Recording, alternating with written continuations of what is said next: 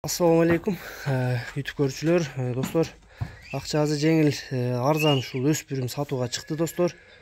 Аргын экен, достор. Данчак менен кыргыз жылкынын аргыны дейт. Азыр маалымат негизинен алып беребиз. Бекке, бул өспүрүмсүн жашын, боюн маалыматын өзүңүз айтыңчы. Жашы 2 жашка толот. Мини үйрөтүп жүргөн. Түйү Бишкектен келген. Ошо смешниде аралаш. Асмас Данчак мененчи.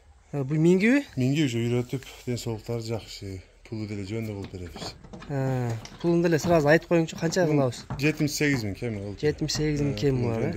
Жакшы эле минилгенби? Жоошкен уже азыр. Талаада кереги түшүнген окшойт, Уже жаш балдар минип атат.